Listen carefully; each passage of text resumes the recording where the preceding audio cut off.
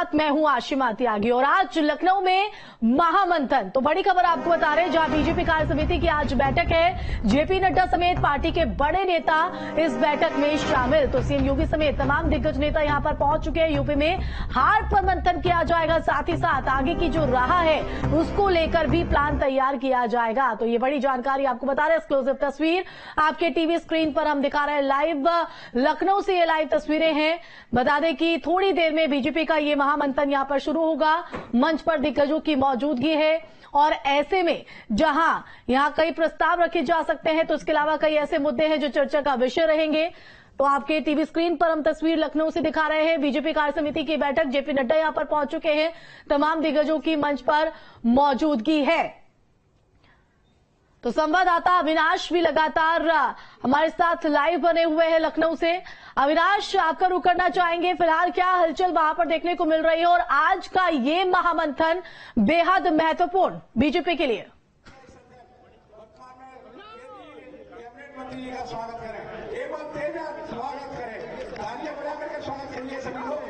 अविनाश, आप तक आवाज पहुंच रही है? श्रीमती नीलम सोनकर से अनुरोध है। जी बिल्कुल, जी सवाल दोहराइए अपना। बिल्कुल अविनाश, क्या हलचल है वो भी दर्शकों को दिखाते रहिए और साथ ही साथ आज का ये जो महामंथन बीजेपी का है बेहद महत्वपूर्ण माना जा रहा है, चाहे वो हार पर जो है प्लान की तैयारी हो या आगे की राह को लेकर कदम। बिल्कुल सही कहा, लेकिन देखिए सबसे पहले आपको मंच की तस्वीर मैं दिखा दूं कि मंच पर कौन कौन मौजूद है। देखिए ठीक सामने सीएम योगी मौजूद हैं, उनके बगल में भूपेंद्र चौधरी जो प्रदेश अध्यक्ष हैं, विनोद तावड़े जो कि राष्ट्रीय महामंत्री हैं, ब्रजेश पाठक, उनके बगल में स्मृति ईरानी बैठी हैं, लक्ष्मीकांत वाजपेयी हैं, स्वतंत्र देव सिंह, पूर्व डिप्टी सीएम दिनेश शर्मा जो कि मौजूदा समय में राज्यसभा सांसद हैं, सुरेंद्र नागर हैं राज्यसभा, एसपी सिंह बघेल केंद्रीय मंत्री, बीएल वर्मा है। इसके अलावा अरुण सिंह जो कि राष्ट्रीय महासचिव है भारतीय जनता पार्टी के, उनको आप मंच पर देख सकती हैं। केशव प्रसाद मौर्य के ठीक बगल में केशव प्रसाद मौर्य बगल में अरुण सिंह बैठे हैं जो कि राष्ट्रीय महासचिव हैं। इसके अलावा धर्मपाल सिंह सैनी जो कि संगठन महामंत्री हैं उत्तर प्रदेश के, सूर्य प्रताप शाही जो कि उत्तर प्रदेश के कैबिनेट मंत्री हैं, कृषि मंत्री हैं। इसके अलावा अगर हम बात करें तो प्रेम शुक्ला जो कि राष्ट्रीय प्रवक्ता हैं और कार्य समिति के पदाधिकारी हैं, और साथ में जितिन प्रसाद जो कि पीडब्ल्यूडी मंत्री हुआ करते थे लेकिन अब वो केंद्र में चले गए हैं।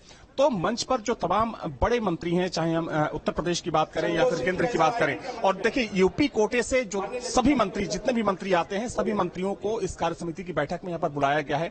चाहे बीएल वर्मा की बात करें, एसपी सिंह बघेल की बात करें या फिर हम स्मृति ईरानी की बात करें, महेंद्रनाथ पांडे की बात करें, जितिन प्रसाद की बात करें, तो इन सभी मंत्रियों को आज की कार्य समिति की बैठक में बुलाया जाना इस बात का संकेत है कि आने वाले समय में उत्तर प्रदेश को बिल्कुल हल्के में बीजेपी नहीं लेने वाली है। और जिस तरीके से जो परिणाम रहा, चूंकि बीजेपी के लिहाज से ये परिणाम अपेक्षित नहीं रहा, तो वैसे में आने वाले समय में बीजेपी किस तरीके से यहां पर अपनी रणनीति को धार देने वाली है और जो कार्यकर्ताओं का एक टूटा मनोबल है, उस मनोबल को किस तरीके से उठाने का काम करेगी, तो आज की बैठक से ये साफ हो जाएगा। और इस बैठक के जरिए देखिए बीजेपी कहीं ना कहीं एक सांस्कृतिक राष्ट्रवाद का एक बार फिर से मैसेज देगी कि जिस वादे को हमने किया था उस वादे को हम भूले नहीं हैं और उसी दिशा में हम आगे बढ़ने वाले हैं। क्योंकि देखिए 27 का जो इलेक्शन होने वाला है वो एक बार फिर से दो धड़ों में होगा। वो इलेक्शन, वो चुनाव होगा, एक तरफ एनडीए अलायंस होगा तो दूसरी तरफ एनडीए अलायंस होगा। और जिस तरीके से पीडीए के नारे को आगे लेकर समाजवादी पार्टी लोकसभा चुनाव में आगे बढ़ी, तो जाहिर सी बात है कि उसी नारे के सहारे एक बार फिर से 27 के चुनाव में इंडी गठबंधन आगे बढ़ने वाला है। लेकिन उसकी काट क्या हो सकती है भारतीय जनता पार्टी के पास, तो उसी चीज को लेकर जो एक नैरेटिव बनाने की कोशिश की गई, जैसा कि बीजेपी कहती है, उस नैरेटिव को किस तरीके से काटना है, उस पर काम करने वाली है बीजेपी। और आज की बैठक में जो तमाम जिलाध्यक्ष हैं, पार्टी के पदाधिकारी हैं, कार्य समिति के जो सदस्य हैं, उनको यही निर्देशित किया जाएगा, उनको संदेश दिया जाएगा कि आप अपने अपने क्षेत्र में जाइए और कार्यकर्ताओं को समझाइए कि इसकी काट क्या हो सकती है। क्योंकि बीजेपी लगातार ये बोल रही है कि समाजवादी पार्टी ने और पूरे विपक्ष ने लोकसभा चुनाव में खासतौर पर अगर उत्तर प्रदेश की बात करें तो यहाँ पर आरक्षण और संविधान के नाम पर एक भ्रम पैदा करने की कोशिश की। तो ये तमाम चीजें हैं जिसका जिक्र आज की कार्य समिति की बैठक में होने वाला है। हालांकि देखिए सीएम का भी संबोधन होगा, लेकिन वो संबोधन तकरीबन 2:30 बजे के आसपास। अविनाश, आपने मंच की तस्वीरें तो दिखाई है, मंच पर भी फिलहाल क्या कुछ चल रहा है वो भी जरा बताइएगा। साथ ही साथ इस तरह की जो कार्य समिति की बैठक होती है, जो महामंथन होता है, आमतौर पर देखा जाता है सैकड़ों जो नेता है वो शामिल होते हैं, लेकिन इस बार जो संख्या है वो कहीं ना कहीं बढ़ती हुई दिखाई पड़ रही है और जो तस्वीर है वो ये बयां कर रही है कि हजारों की संख्या में नेता यहां पर शामिल हुए हैं। तो लखनऊ में बीजेपी कार्य समिति का ये बड़ा महामंथन आज होने जा रहा है। फिलहाल मंच पर दिग्गजों की मौजूदगी है। ये उस दौरान की तस्वीर जब राजगान यहां पर हुआ। तो देखिए एक्सक्लूसिव तस्वीर हम आपको लगातार दिखा रहे हैं। तो यूपी में उपचुनाव का रोड मैप यहां पर तय किया जाएगा।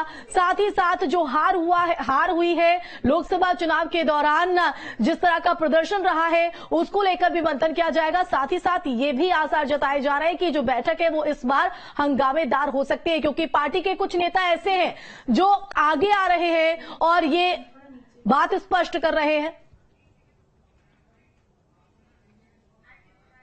तो देखिए एक्सक्लूसिव तस्वीर लगातार आपको दिखा रहे हैं, दीप प्रज्वलित करते हुए मुख्यमंत्री योगी आदित्यनाथ, तमाम दिग्गज। तो ये एक्सक्लूसिव तस्वीर लगातार आपको हम दिखा रहे हैं, किस तरह की हलचल वहां पर देखने को मिल रही है। लखनऊ की ये तस्वीर है जहां बीजेपी का ये महामंथन, तो आगे का रोड मैप यहां पर तैयार किया जाएगा।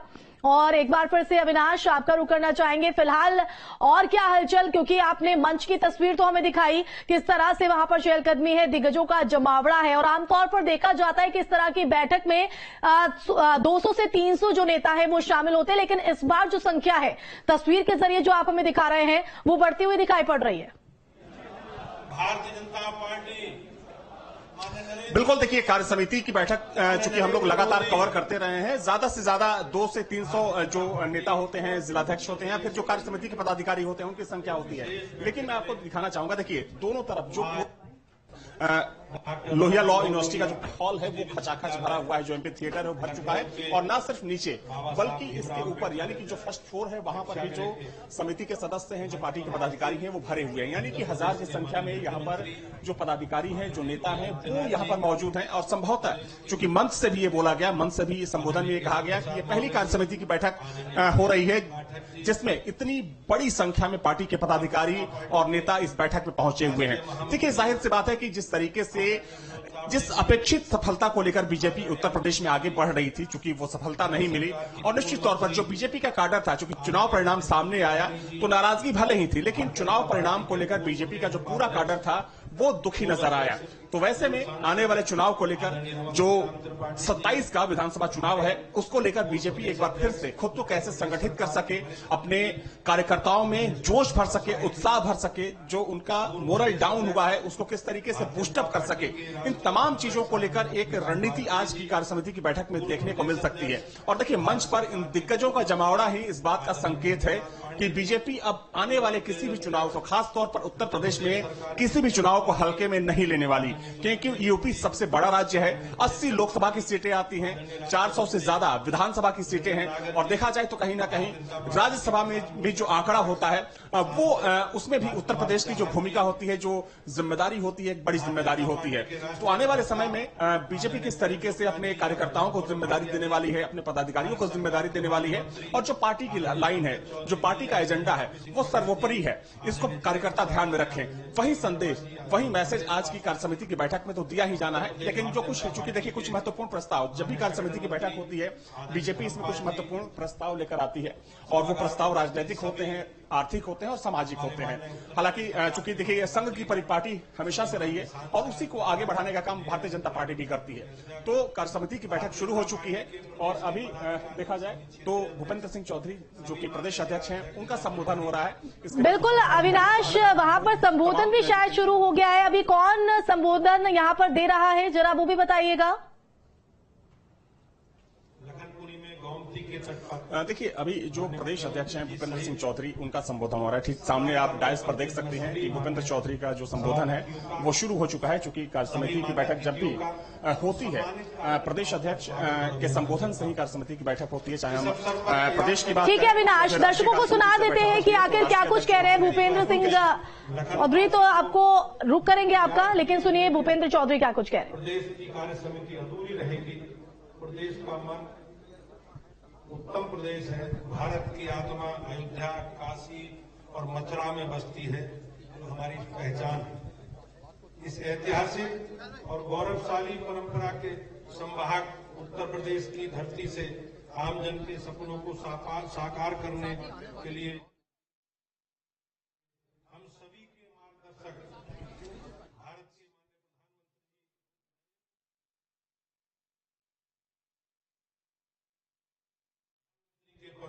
सुशोभित करने का महान सौभाग्य हम सभी कार्यकर्ताओं को मिला।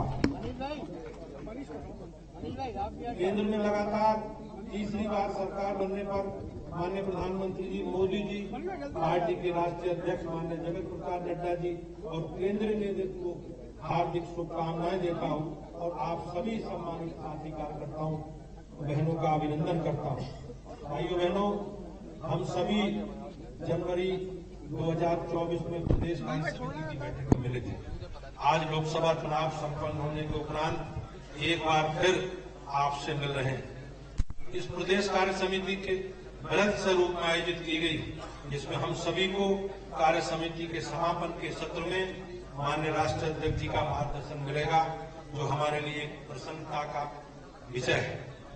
उत्तर प्रदेश कृषि प्रधान प्रदेश, यहाँ की सबसे उर्वरा भूमि है, देश की आत्मा और हृदय स्थल है।